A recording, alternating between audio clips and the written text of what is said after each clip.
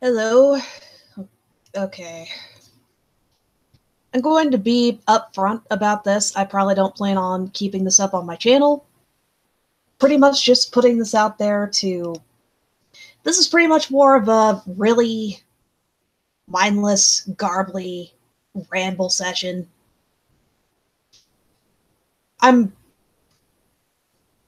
So, over the past month or so, I convinced my boyfriend to start watching through Star vs. the Forces of Evil.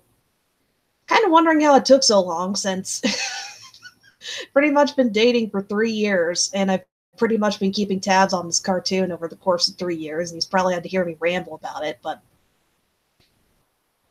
that said, watched through the first couple of seasons again, and after getting as far as the season 2 finale, I I had very, very different thoughts in regards to the in regards to the whole in regards to just pretty much romantic drama in Star Versus as a whole. It's a bit different going through it the second time around than what it's like the first time around. I'm trying to pinpoint where the best place to start with this would be. Well, in regards to the romantic drama, just going to start with Marco and Jackie, how that built up, that kind of thing. I'm still in the mindset that Margot Jackie Star is probably one of the best written and executed love triangles I've seen. Or one of the better examples of seeing one go that smoothly, or being able to. And the big thing that makes it work, the big thing that makes it fundamentally different from other setups, is pretty much how ridiculously mature Jackie Lynn Thomas is for her age. That's the big key difference between any kind of teen romance in any other show, or most setups that involve love triangles. Just from the point in the series where they drop hints or pretty much set up or establish that Jackie is interested in Marco, it pretty much is okay. This is rambly and all over the place for a reason. God. But Jackie Lynn pretty much is the big difference between this particular cartoon and how others would play out or map out romantic drama on that particular front.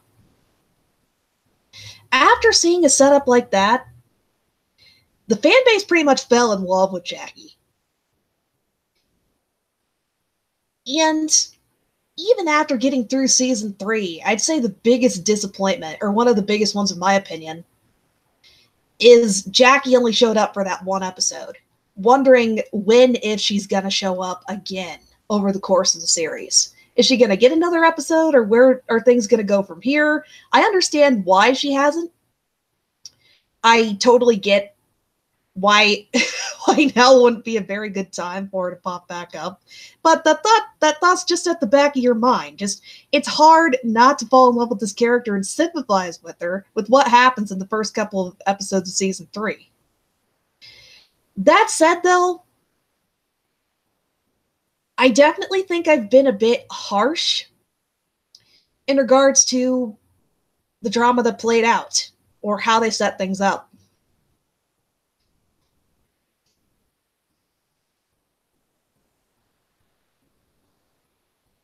When you map out or think about how everything snowballed, or how they set up everything in show,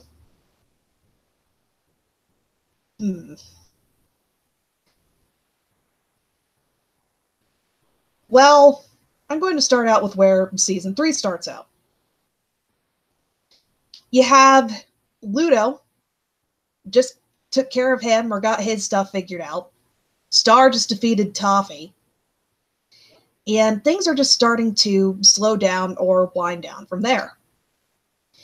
And Marco's pretty much trying to pick up and continue with his life on Earth, Sans magic adventures, Ludo popping in and trying to steal the wand, magic hijinks, just high-octane adventure for the past year or so.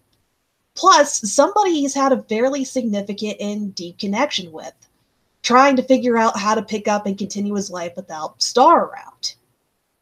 Jackie is there, but his relationship with Jackie is fundamentally different from what kind of dynamic he had with Star. They had a connection to where they share secrets. They've learned how to talk to and interact with each other. It's just when you form a bond like that with somebody, yeah, it's understandable that that's something that's weighing on Marco's mind. And then in Star's case, she's trying to figure out how to readjust to life on Muni. She's a lot more serious about what it's going to take to pick up and develop her, well, pick up and resume her responsibilities as queen, or become a more mature and responsible person. After what happened with Toffee, it's pretty much like something hit the accelerator all the way down to the floor, like stomping down on the accelerator. Things have to happen now, because who knows what other potential threats are looming on the horizon, what responsibilities or things Star might be called on to do. Toffee was a major, major game changer. Ludo is peanuts. When Star and Marco were dealing with him, he was a force that they could deal with by themselves and pretty much on their own. Star was used to fighting monsters all the time, pretty much handling herself, being fairly independent. And as soon as Toffee shows up, he's the raw deal. He's the first big glimpse Star got of just how deep racial tensions and such are between humans and monsters. When he came up, she also learned the truth about Buff Frog. She also has that in the background, empathizing with somebody she never thought she'd empathize with, learning about this whole new world of underlying politics, or what kind of political landscape she'd be inheriting when she became queen. There's all these different elements stacking up. She's pretty much being asked to grow up and mature a lot faster than what she would have under different circumstances. It's pretty much a case of trying to segue into adulthood, all these responsibilities compounded on top of being a teenager and all that stuff. So that's what's going on in the back of Star's mind when she comes back to Muni and she's trying to normalize things. And the big thing there, Marco's absence plays a big role here too. As far as Star's concerned, even though Marco did come back to Muni, for the brief time that he did, he's going to go back to Earth. There's still this permanence to him leaving, that they may never see each other again. As far as she's concerned, she's grieving the loss of a very close, important friend or role in her life. Those are all the factors to consider on the psychological front for these two, just what both of them are dealing with. So when episodes like Sophomore Slump and Club Snubbed come up, I'm going to start with Tom and Star in Club Snubbed and what pretty much led to that. Star is trying to figure out what to do now that Marco's gone. And as far as she's concerned, the door on that particular romantic prospect is closed. Even if she were interested, even if she did have access or contact with Marco, he's with Jackie. So, thinking about it from her perspective, that particular door is shut. And then when Tom re-enters the picture, she's looking at Tom sitting in the chair across from her, and he's just giving her the cold shoulder. He's giving her the cold shoulder over the course of this formal event, and she can't really figure out why. You get to the end of the episode, and considering how Star is currently feeling, or what she's thinking about and going through,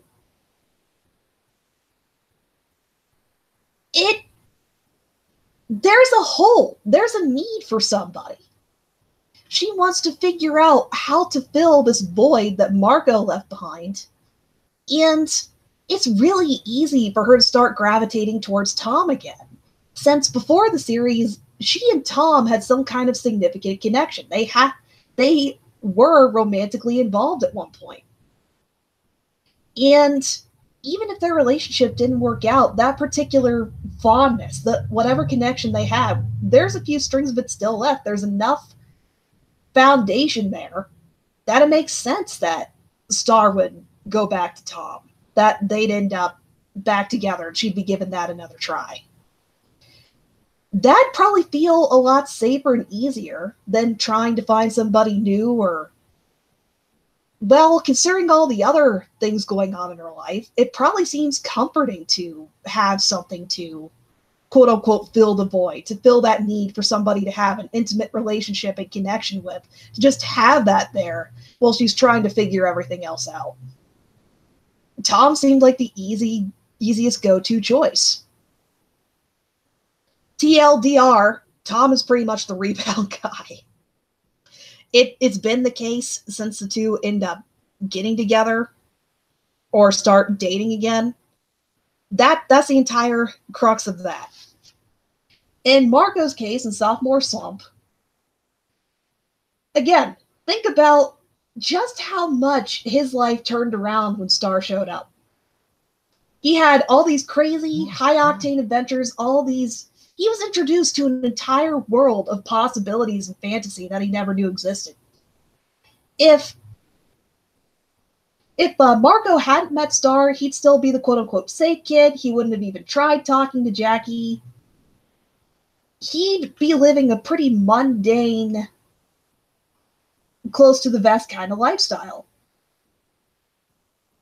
Because Star showed up, he started taking a few more risks. He grew and matured a lot more than he would have otherwise. There's that factor, how much he contributed to his personal character and growth. And as soon as Muni disappears, this whole world of other opportunities and otherwise disappears. He only got a glimpse or hints of what life on Muni was like. And as far as he knows, it's this grand escapist wonderland. It's this very romanticized picture. It's hard not to look at it and glamorize what he's looking at and just yearn for that back in his life, yearn to go there. That's what, I'm not justifying Marco's behavior over the course of Sophomore Slump, just trying to pinpoint or sort of elaborate on what he's feeling, why he'd probably act disinterested around his friends, and why he'd be a little bit standoffish and pretty much jerk to everybody because he's frustrated and he can't quite pinpoint why. Like, everything around him is pretty much saying, you gotta start normalizing again. This is your life now. You need to pick up and move on, but he's still back on Muni. He's still back in that grand adventure and that epic fantasy. And near the end of the episode, he's trying to pick up the pieces. He's trying to make an effort because there's some fraction of self-awareness. Like, I gotta make the effort. All these people are here. I've been acting like such a jerk to them. I need to make some kind of effort. But Jackie sees the writing on the wall. She pretty much knows what Marco's going through. She knows what he needs. On her part, I think Jackie could probably relate on some level. Like, she comes across as sort of a free spirit to me. Like, she just understands how people work and operate. Like, what makes them tick. She seems like the kind of person that'd sit back and listen and have some of the better advice to give to somebody. Like, somebody that others would come to and ask for advice on certain things. Just because she seems so calm and level-headed. Again, ridiculously mature for her age. What makes her break up with Marco so sad, or just what makes it hit home, isn't a huge part of it is, look at what Jackie went through in regards to getting together with Marco in the first place. Just, She knows he was a bit of an awkward duck, that he's not the most self-confident, that he's got a few things to work out. But she knew where he was coming from. She knew all of his strange behavior and antics were coming from a sincere, genuine place, and she clicked a bit with him. She made that kind of connection. She wanted to see where things would end up or where things would go. So, but beyond just Marco's awkwardness, there's also the fact that his best friend is female. He's got a female best friend. Even though I'd like to think, well, I'm not going to dig too much into that. There's some cartoons that are depending on what kind of story you have. You could have a couple of characters be platonic male and female best friends, but in this particular circumstance, it'd be hard not to wonder a couple of times. There's something a little bit more there, considering how close Star and Marco were. It'd be hard not to have that thought scratching at the back of her mind. It's just Marco had expressed interest up front in her, made a deliberate effort to say, that's what it was like at first. She was willing to give the benefit of the doubt, see where things went. But when Star confessed, and then combining that with Marco's itch to go back to Muti, to go off into this grand escape to find himself, she knew the writing was on the wall. Their breakup went about as well as it could. To be honest, I'm glad that the writers went this direction with having them break up. That was the very best set of circumstances you could get for Marco and Jackie in regards to what they were building up to or what they're working with. So when those two break up, Jackie's pretty much just giving Marco a free pass to go explore himself or do whatever he needs to do for self-discovery journey or whatever else. They're pretty much growing apart as people at that particular point in time. Their interests conflict, that kind of thing. And once you have all this set up, when Marco dives right back into going to Muti, he's expecting Star to be absolutely thrilled to see him, for everybody to be happy he's there, for the switch to turn back on. And everything's just going to be this high adventure that as soon as he gets there, he's going to find himself. He's going to realize all of his biggest, wildest dreams. He's going to be able to fill this empty void that he has. Or this emptiness, just a sense of there's something more. There's something I need to do. There's something I need. But that doesn't really happen. The most awkward part, outside of Star's reaction, would be Star's parents, especially River's comment about, I didn't think we'd ever see you again. That particular comment just drives everything home and really cements how permanent their original departure, that last goodbye, was. I'm not going to pick up too much on those characters right now. I'm going to focus specifically on Marco and Star seeing each other again. My biggest guess as to why Star was so awkward at that particular point in time, she's still got feelings for the guy, but she's tried to bury him. For the past week or couple of weeks, I think that's how long the first couple of episodes, or there was some span of time, she was starting to try and submerge it or hide it, or just, she's been starting to make moves to move on, to pick up and move on. And as soon as Marco shows back up, yes, things are gonna be awkward. And it's a lot easier to just shelve those particular ideas, shelve all the drama or awkwardness that would come attached to that. And that's what makes it so awkward near the beginning there. And That's where you have all the awkwardness between Star and Marco, where both are trying to figure out how they're going to deal with this on their own terms, how they feel towards each other, what they're going to do about it. They just kind of keep shoving it out of the way or shoving it out of sight, out of mind, since neither one really wants to deal with it. And because of how much emphasis is put on, they're trying to hide it, they're trying to deny it to some extent, how much emphasis is put on, they're bottling this up at the moment. That's what makes that episode near the end of season 3, the Trapped in the Photo Booth episode, such pretty much when everything flies open, pretty much when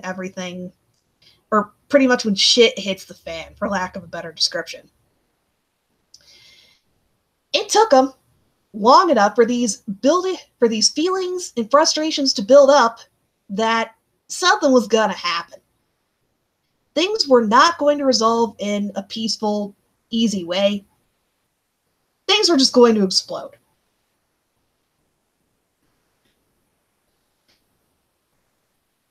Okay, so pretty much unpack some of the bigger things that I was thinking in regards to this particular setup, or what kind of angle I'd want to look at it from. As a viewer, going through this as episode by episode, not really getting the full picture or what direction the writers were going to take, it was kind of frustrating. And I'm going to be just rambling here. Watching through it the first time, I'll admit, I'm not the target age demographic for this particular cartoon. I'm 25.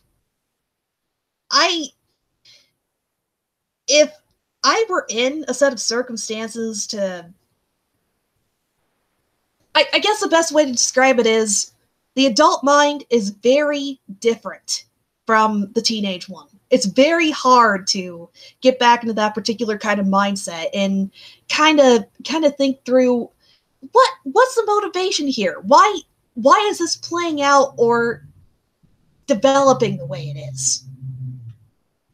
And I think a big part of kind of wrapping my mind around this, or not looking at it as, oh god, this is awful, this is horrible to watch. Not just outlining it or sort of pigeonholing it as strictly something like that. Was thinking, these are teenage kids. They're fairly impulsive. Or there's a couple of impulsive personalities in there. Thinking about how Star and Marco have reacted towards each other before. They are at the point where they can have fairly open, frank discussions about anything else. But their relationship was strictly platonic before. This is them developing romantic feelings for each other is a major paradigm shift. If you had this happening where things were in a peacetime kind of setup, or just you don't have other outside factors, you don't have other things piling on top of it, it'd be a lot easier for them to bring that to the forefront, to have that frank, meaningful conversation. If they hadn't separated, if you hadn't had all that going on, Tom wouldn't have been pulled into it. You wouldn't have so much tension. I'd say that the big part of why things snowball the way they did, or why you have so much drama from a writing perspective, is because of how much else Star and Marco, respectively, were dealing with. It's not quite as cut and dry as what the viewers are looking at. It's this big, cobbled up, tangled ball of emotions. It's a giant mess that both of them are trying to work through and understand. That's just the impression I was getting. And looking at it from that particular perspective, trying to understand it from the perspective of the characters involved, how they behave, it doesn't seem quite as bad. There are certain things that the romantic drama and all this stuff brought to the forefront, or significant pieces or chunks to star Marco's character development. Marco kind of needed that. Needed the croissant girl thing. His mom was referring to his desperate urge to go to Muni as his croissant girl phase. Just seeing what it's like on this other world. Seeing that, no, it's not as glamorized and romanticized as what he envisions it. That he needs this self-discovery journey to go through the growing aches and pains that come with it.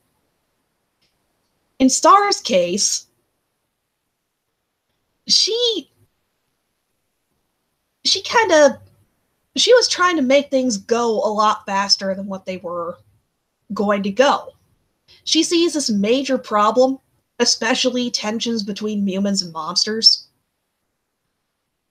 As queen, that's something major she's going to have to deal with.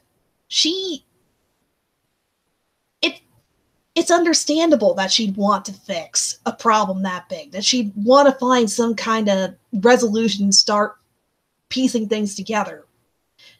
She kind of had to have that moment where she realized, no, this is going to take time to fix. This is something that developed over the course of hundreds and hundreds of years.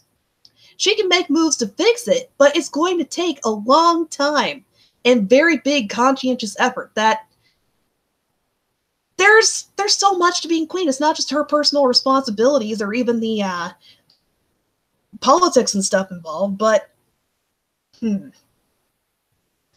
just both of them going through what kinds of sets of circumstances they have, what kind of big decisions they'd have to make, just in light of all that stuff.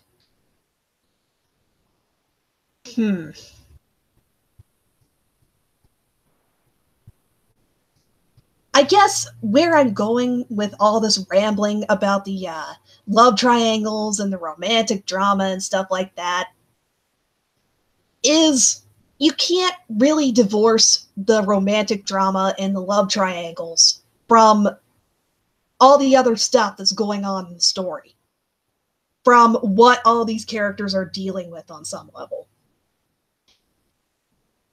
I'd say the most positive thing that came out of this was seeing some Tom character development.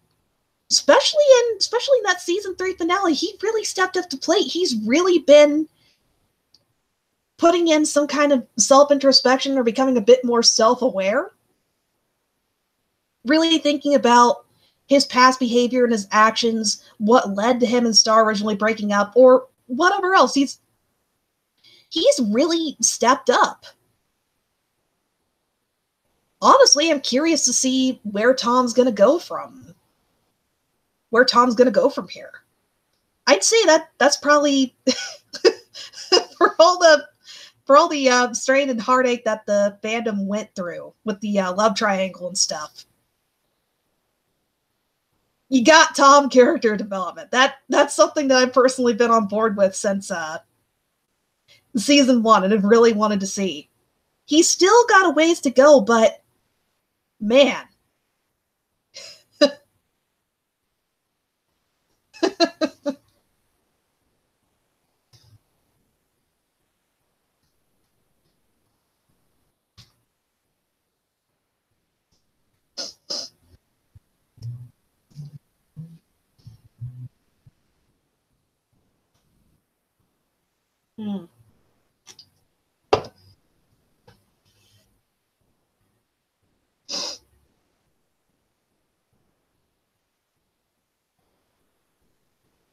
Okay. Thinking here.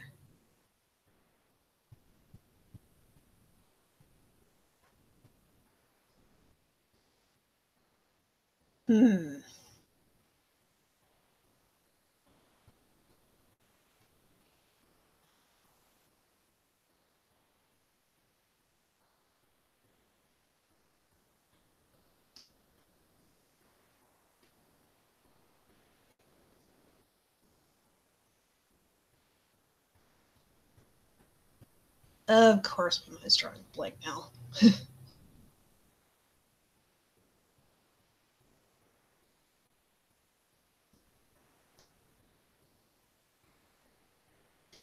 Okay. So, first part of this ramble was sort of figuring out where Starco is and all this mess, and just Tom or Marco and Star. Hmm. Going to try and tackle Tom's character development or where he'd be in all this. So, when he first gets introduced in season 1, he's trying to win Star back. There's been an indefinite amount of time since he and Star first broke up. He's going through anger management classes, trying to clean up his act, and he got really close. He was getting fairly close, or he was going through some kind of effort to pick himself up and improve himself. But when he exploded at Marco, when you have that scene at the dance, all the awkward scenes between him and Star, where if she turned him down on certain things or she made certain comments, he'd be like, ugh. He was still having a lot of issues with them. And you have other. Hmm.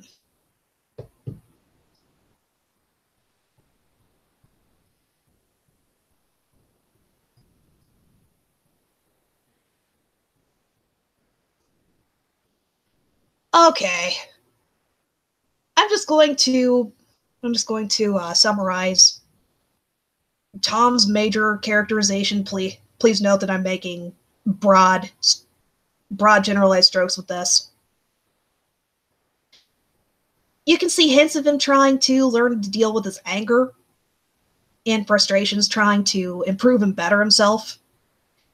But viewers don't really start to see this come full circle or start coming to fruition until the couple of episodes you have in season 3, when with the demon exorcisms and the season 3 finale. Like, he's really cleaned up his act. He's really putting a good foot forward and making the effort.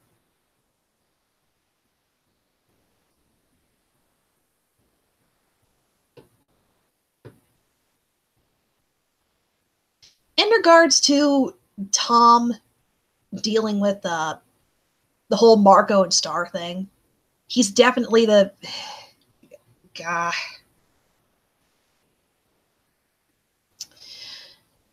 Okay, thinking about it, that was definitely the most frustrating part of all the romantic drama and stuff. I can understand where they were going with Star and Marco, but okay, that's it. That's the part that's been bugging me this whole time. Just Tom had some development, but not really as much as he really should have gotten or what he deserved. Yeah,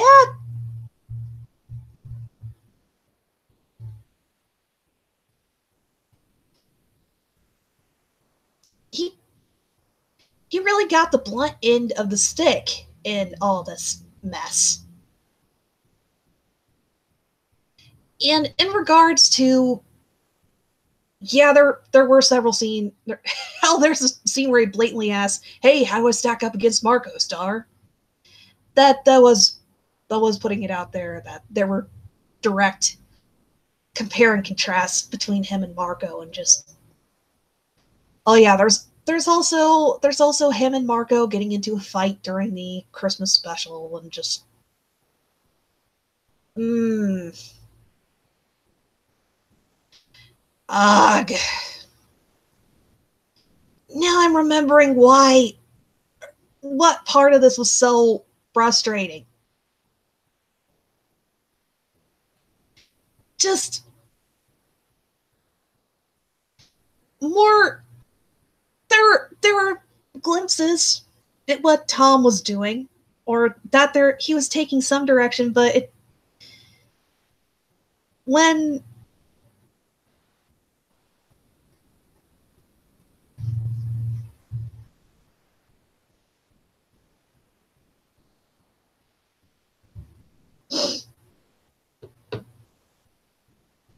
okay, I'm going to go ahead and put a bookend on this. and going to take a little bit of a different approach to this particular discussion. Like, I'm going to play the hypothetical if somehow I became one of the writers for the show. I were coming up with the season 4 episode, could do whatever I wanted with it. It'd focus on Tom. It would focus on Tom and possibly just try and wrap up or do something substantial for his character. Like, what was he feeling? Or sort of looking at things from his perspective. The way things played out in Shell,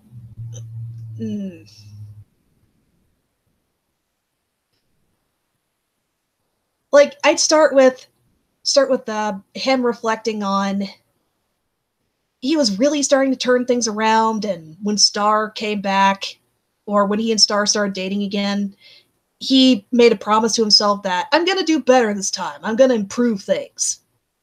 But when Marco shows back up, and you had strong hints there, and just you have he's picking up on the connection this time. He really is a sympathetic character in all this, just thinking about you can't really blame him for some of the things he says and does, or him getting envious of those two. Just, he's getting the blunt end of the stick in the background of all of this. And when you have the season 3 finale, when he's sitting down and making an effort to talk to Marco, he's trying to convince himself that, oh, it was nothing. Look at what kinds of good times I've had with Marco. Now that I'm dating Star, I need to step up and make an effort. Just, jeez, that's what makes that scene so much more painful. That scene is just,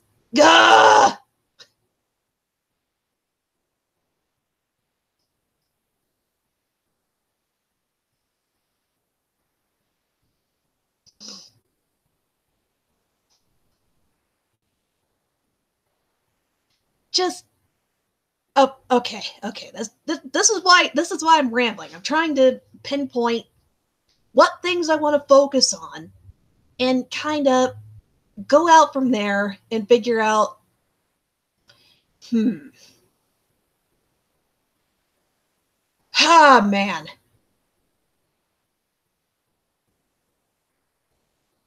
Okay. Tom had every right to be envious. There was something going on here. There's no other way to cut it. He was pretty much Star's rebound guy. And the photo booth thing especially, I guess since you had a lot going on in the background, you weren't going to get follow-up or closure on that right away, but still, there are little things developing under his nose, and then just when things calm down, or if there's a moment to breathe, Tom deserves an episode where he gets to clear the air and have some kind of discussion with Star and Marco. And I can just see it.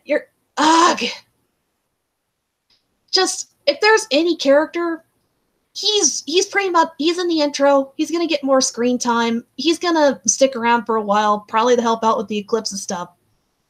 And we're probably going to see the pain in his face. Like,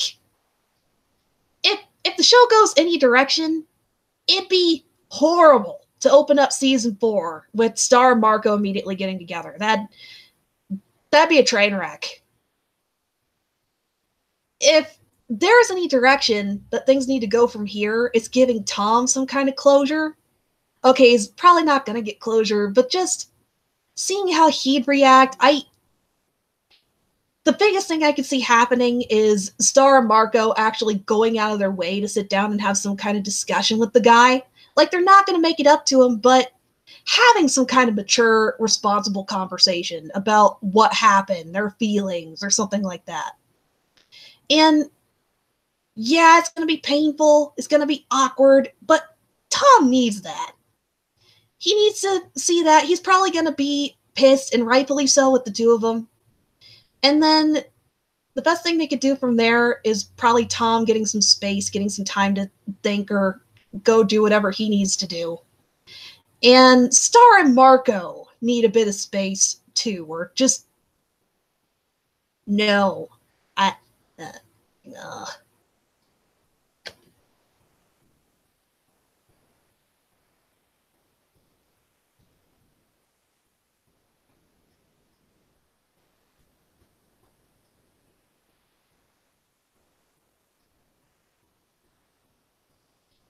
Okay.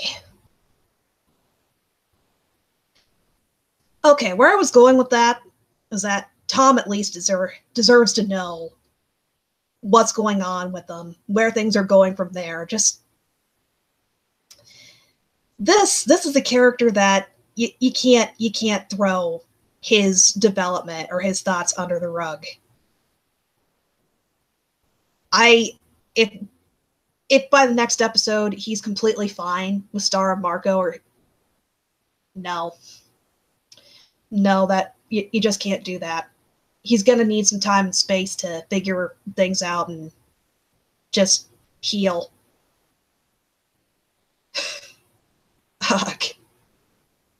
At least with Jackie, at least after that mess, she has some space. She has some time to think it over. She has a supportive friend group to talk to and bounce off of. I think that'd probably be the best thing for Tom too. Like having somebody. Hmm. Honestly, I'd like to see I'd like to see some episodes following Tom. Just gonna come right out and say it. I'd like to see some episodes following Tom. I know that's not gonna happen, but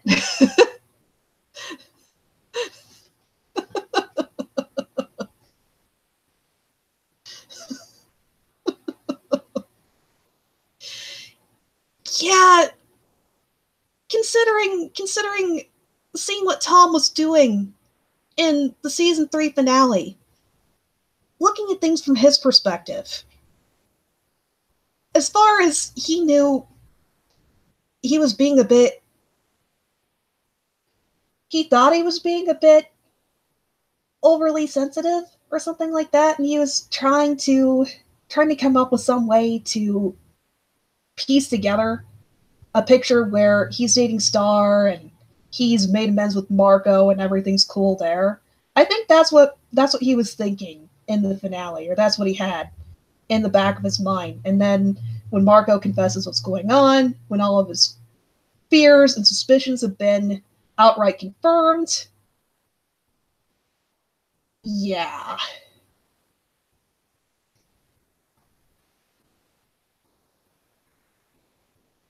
Ugh.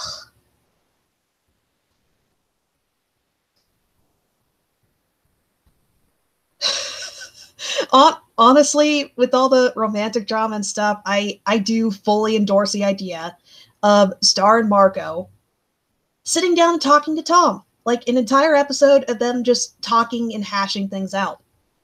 And it's gonna end on a really awkward note.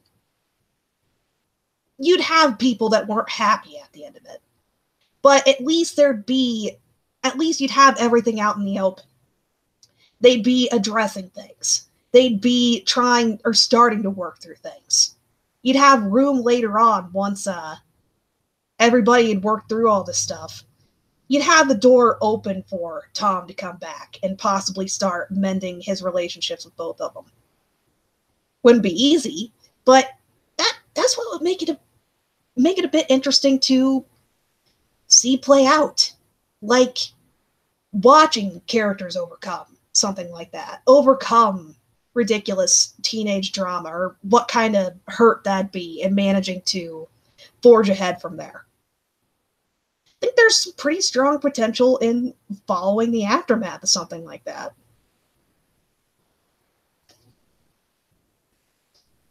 Yeah, that that'd be what direction I want to see it go, but don't know where they're going to take it. I'm looking at some of the comments here. Yeah, it's highly possible that Tom may drop both of them, and can't really blame the guy. Can't really blame the guy if that's what direction he goes. It's just wouldn't blame him if he doesn't really talk to either one of them, and just that would be a pretty big deal breaker. It'd be perfectly understandable if they do go that direction, though. I do want to see at least some episode or one-off episode following Tom. I just don't want Tom to completely disappear. That's all. Just like I don't want to see I want to see more with Tom. He's finally starting to get some kind of turnaround. He deserves some. He deserves enough. That's just me though. But considering how popular the guy is, or considering how popular that character is, he's going to come back in some way, shape, or form. I just know this much. I'll be very upset if it's insta forgiveness and he's trying to stick around with Star and Marco. Just no. This is one of those cases where I would say, yeah, let the guy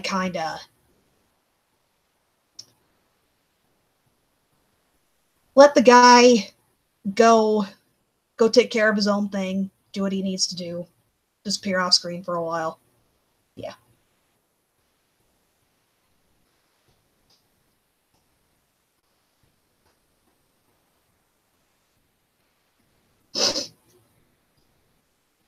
Okay.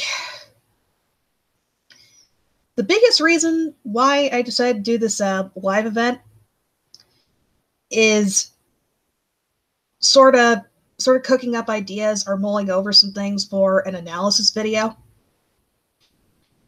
Trying to psych myself up to get started on the script for that. Probably going to watch through season 3 again before I do so, though. And I'm going to leave the door open for this. I definitely want someone to look over the script for this and give me suggestions on things to alter or fix. And this would probably be a big-ass project. The way I'm thinking about it right now, probably going to start out with some kind of discussion of Star and Marco, that particular development and what led to where they're at. Tom's definitely going to need his own section. Probably going to give some kind of overview or analysis on Jackie Lynn. And that's what I've got so far. May break it up into a couple of videos, one focusing on Star and Marco, the other focusing specific. Hell, Tom may get his own video. Depends.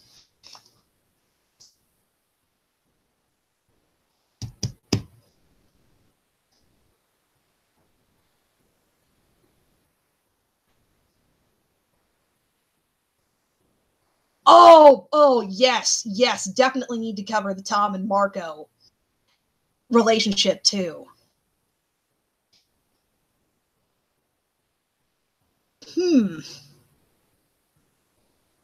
Actually, I think I'm just going to start out making a Tom video. Just go ahead and tackle that.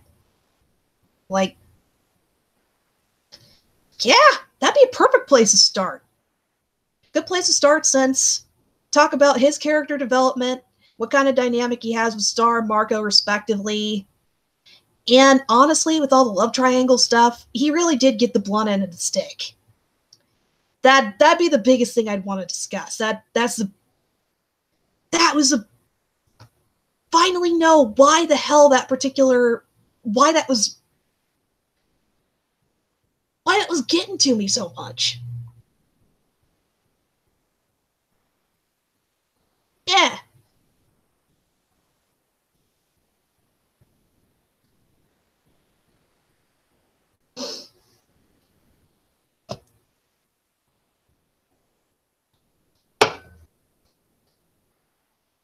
Okay. I'm probably going to wrap this up here. I'm probably going to keep this particular video up to listen back through and start, especially going to look at the, definitely going to be looking at the playback for live comments and such. Thank you very much, Manta Chorus, for your comments and critiques in particular. Definitely going to help with the coming up with how to map this out or structure some kind of analysis or what points to focus on, especially with Tom. And before I wrap this up, I'm going to say this right now. Not sure when Talking Rainbows, Talking Puppies is coming back, but I'm taking a brief hiatus from that particular podcast. I'm just saying that right here. It's gonna be just Eric and Bacon for a while. I'm taking a hiatus for personal reasons, just putting that out there. And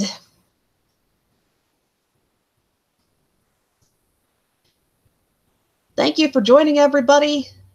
Probably going to get started on cobbling out some kind of analysis. That's probably going to be what I'm working on in regards to video content. What I'm going to be working on. All right.